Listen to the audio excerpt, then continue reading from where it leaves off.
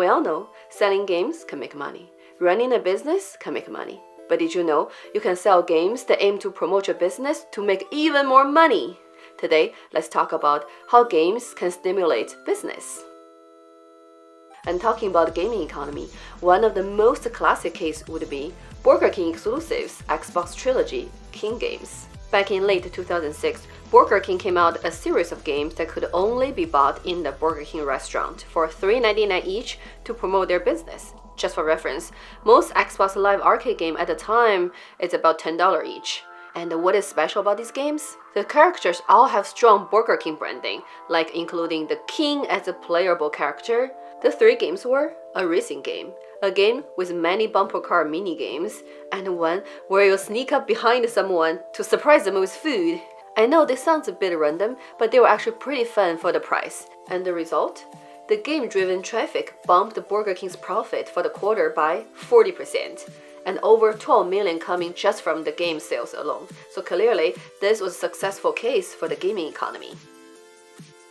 Another great gaming economy story is with Doritos. In 2010, the chip maker Doritos and Microsoft ran a competition where people could submit game ideas, with the best ones being turned into free XBLA games. The Doritos Crash Course was born that way. It is a 3D side-scrolling platformer game for Xbox 360, which was released for free.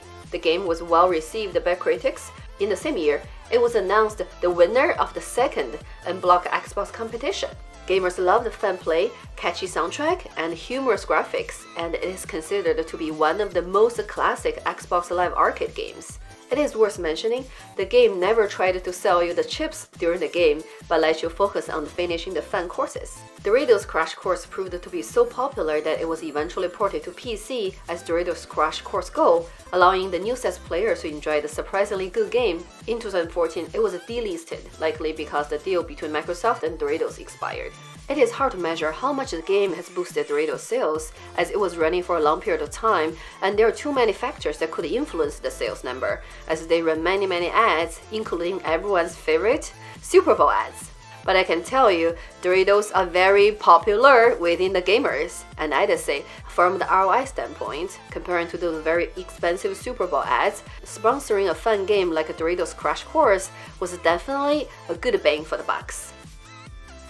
While there are also examples that the game might not necessarily boost the sales as the business wished. One example is Yaris, a Toyota licensed racing advert game used to promote a line of Yaris cars. It was developed for the Xbox 360 and distributed for free on Xbox Live Arcade.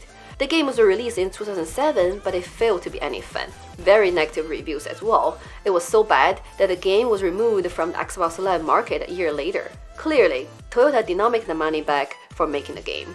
As you can see, games might not always boost the sales as much as the business wished. It has a lot to do with the vision, the game studio's creativity, and the game quality.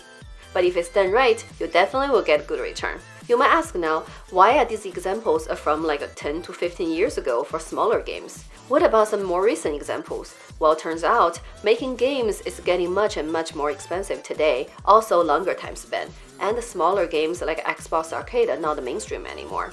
Business might not see it as having a great return. Plus, there are new ways to advertise your products in games, like to sponsor a brand in existing popular games. All these reasons add up might be why in recent years, you see less and less business invest in exclusive games for advertising. Now let's take a deeper dive into the most successful case, the legendary Burger King Trilogy. See what the games were like and why they were fun.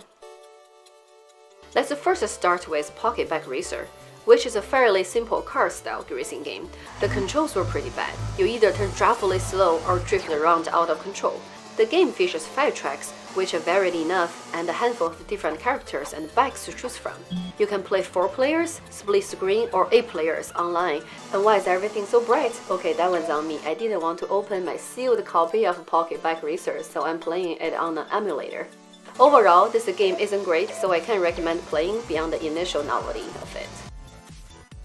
Big Bumpin is a bumper car game with a handful of different mini-games in it. So what are the different game modes? In Last Man Standing, you just need to destroy the other players or knock them out of the arena. In Own the Puck, you want to be the last one to have claimed the puck of the longest by touching it. In Shockball, whoever is holding the shockball gets damaged, so be the last one alive to win. With Power Surge, You need to grab the charge and dispose it in the goal before the timer runs out.